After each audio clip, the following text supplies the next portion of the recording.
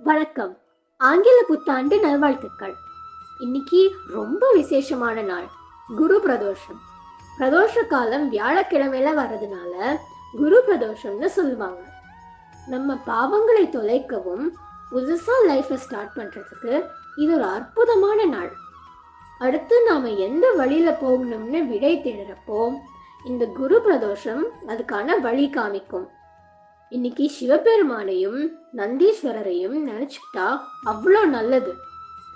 இன்னைக்கு மார்கழி வைபவத்துல திருவெம்பாவை பாட்டு ஒன்று பார்ப்போம்.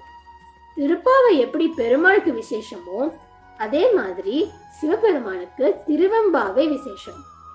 மார்கழி பாவை நோன்பு இருக்க திருவண்ணாமலையில பாடப்பட்டதுதான் இந்த திருவெம்பாவை. திருவாசகத்துல ஒரு பகுதியா வர இந்த பாடல்கள் மாணிக்க வாசகர் சிவபெருமானை எழுப்ப பாவைகள் ஒன்று சேர்ந்து போறதா பாடுகிறார். மாணிக்க வாசகர் இதன் மூலமா ஒரு பெரிய உண்மை நமக்கு சொல்றார்.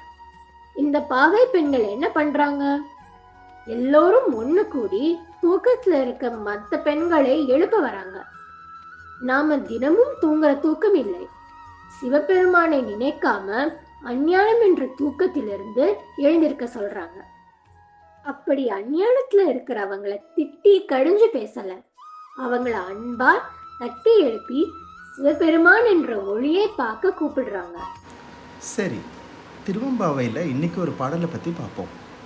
செங்கனவன் பால் திசைமுகன் பால் தேவர்கள் பால் எங்கும் இல்லாதோர் இன்பம் நம் பாலதா கொங்கு உன் கருங்குழலி நந்தம்மை கோதாட்டி இங்கு நம் இல்லங்கள் தோறும் எழுந்தருளி செங்கமல பொற்பாதம் தந்தருளும் சேவகனை அங்கண் அரசை அடியோங்கட்கு ஆரமுதை நங்கள் பெருமானை பாடி நலந்திகழ பங்கைய பூம்புணல் பாய்ந்து ஆடையலோர் எம்பாவாய்.